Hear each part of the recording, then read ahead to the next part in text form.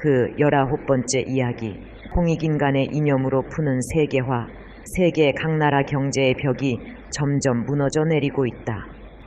국제무역기구의 발족은 이를 더욱 재촉하고 개방화, 국제화, 세계화는 이제 막을 수 없는 추세로서 현재의 시대 정신이 되어가고 있다. 먹고 사는 문제, 이것은 사람을 포함하여 이 세상 모든 생물에게 가장 기본적이고도 중요한 문제이다. 물론 사람은 빵만으로는 살 수 없지만 빵 문제가 해결이 안 되면 다른 문제들은 논의의 대상조차 될 수 없는 것이다. 어떤 철새들은 지구 끝에서 끝까지 힘들여 난다고 하는데 그 이유도 알고 보면 먹이를 구하기 위한 이동이고, 문어 같은 동물이 자기 몸의 색깔까지 바꾸는 까닭도 타짐승에게 먹히지 않기 위해 또는 잘 숨어서 다른 생물을 잡아먹기 위해서이다. 수많은 생물들이 하루 종일 하는 일이란 거의 먹는 문제와 연관되어 있다고 해도 과언이 아닐 것이다. 인간이 먹고 사는 문제는 경제라고 불린다. 아무리 복잡하게 발달되어 있어도 그 근본에 있어서는 동식물들이 온종일 관심을 갖는 일과 무관하지 않다. 이처럼 중요한 것이 경제이니만큼 이 체제의 세계적인 변화가 인류에게 의미하는 바는 지대할 수밖에 없을 것이다. 따라서 이 분야에서 국경 없는 무한 경쟁 시대로의 진입은 인류 사회의 또 다른 변화가 근본적으로 시작되었다는 뜻이며, 이러한 시대를 감당할 수 있는 정신으로 대두된 것이 국제화요 세계화가 아닌가 싶다. 새로운 경제 체제와 아울러 현재 눈부시게 진행되고 있는 정보혁명은 세계를 하나의 사회로 묶어주는데 가속적인 역할을 하고 있다. 앞으로의 사회에서는 필요한 곳과 때에 정보를 누가 더 손쉽게 많이 확보하느냐가 성공의 관건으로 보인 정보통신기술의 발달에 따라 그야말로 노하우보다는 노웰가 더 중요한 시기가 도래했는지도 모른다. 2005년에는 컴퓨터를 통해 개인이 손끝에서 모든 정보를 얻게 될 것임을 예언하기도 하니, 이제는 영토의 크고 작음, 거리에 멀고 가까움이 문제가 아닌 세상이 되어가고 있다는 느낌이다. 자신은 비록 얼마 되지 않은 땅에서 벌을 치고 있지만 그 근처 모든 산과 들의 꽃들이 다 자기 것이나 마찬가지라고 자랑했다는 어느 양봉업자의 말이 생각난다. 이러한 세상을 앞두고 새로운 미래를 맞이하는 우리의 사고방식과 마음가짐, 자세는 어떠해야 할까? 당연히 관심을 갖지 않을 수 없는 문제이다. 같은 말이라도 다르고 다르다는 말이 있다. 또 같은 것이라도 어떤 관점에서 보느냐에 따라 엄청난 차이를 가져올 수도 있다. 표현이나 보는 관점이 달라진다 함은 그리 간단한 문제가 아니다. 그것은 이미 사고방식이 달라진다는 뜻이고, 사고방식이 달라지면 행동 양식이 변화하고 이에 따라 개인이, 사회가 변하는 것이다. 무한 경쟁 시대라고 하지만 그 말은 달리 보면 이제 앞으로는 우물안개구리식이 아니라 그것이 무엇이든 세계 속에서 최고가 아니면 존재하기가 힘들고 그 가치를 인정받기도 어려운 세상이 다가오고 있다고도 해석할 수 있다. 따라서 인간의 능력과 창의성, 인류 사회에 대한 봉사가 최대한으로 요구되고 발휘되는 세상이 되어간다고도 보여지는 것이다.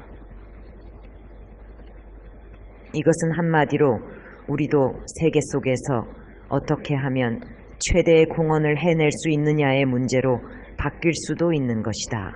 가장 한국적인 것이 가장 세계적이라는 말은 참으로 적절하고 의미가 깊은 말이라는 생각이 든다. 외국에서 이미 창조, 개발되고 발달된 것은 우리가 그동안의 그들의 수고를 누릴 수 있는 것이지 우리가 세계에 기여하고 봉사할 수 있는 것은 아니다.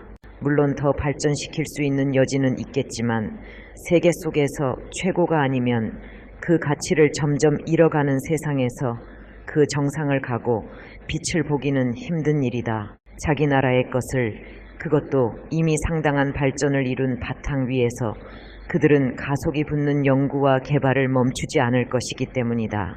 예를 들어 피자나 햄버거나 콜라를 세계가 즐기게 되기까지 그것들은 참으로 이태리적인 것이었고 미국적인 것이었으며 그것을 더욱 발전시켜 세계적인 것이 되게 하였던 것이다.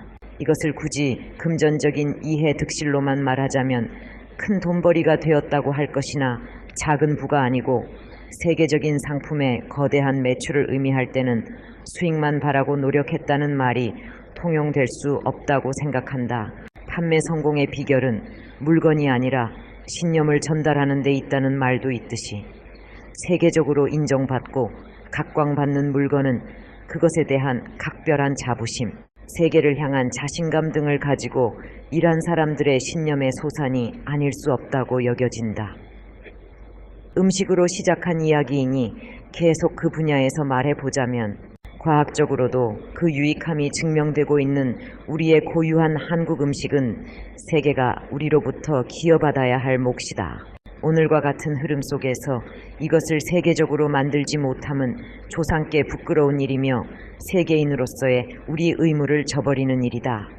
즉, 우리의 게으름이며 무능이라고도 할 수 있을 것이다.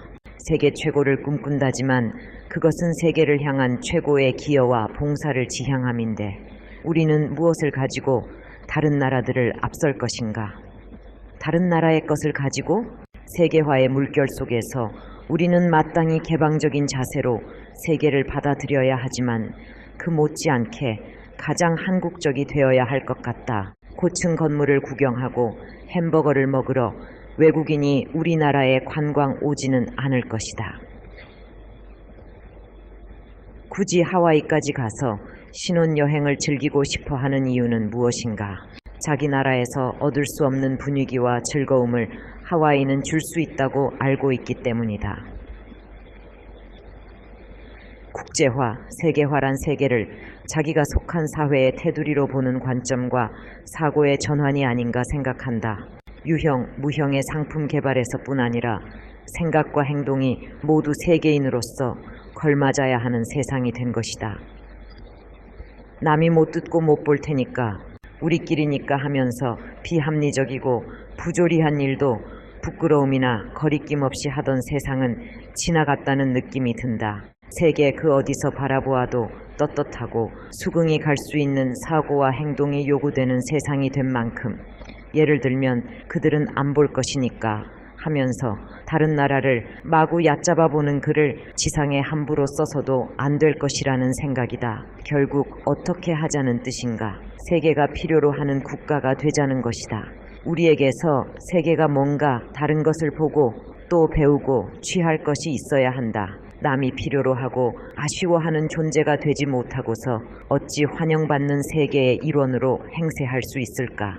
그것은 봉이 되는 것과는 완전히 다른 이야기이다. 동물의 세계에서도 공생공영하는 모습을 자주 보게 되듯이 남을 잘 위함이 바로 나를 위함이다. 널리 인간 세계를 이롭게 한다는 단군 할아버지의 건국 이념을 이제 최대한 발휘해야 할 새로운 한국인의 시대는 이미 시작된 것이 아닐까.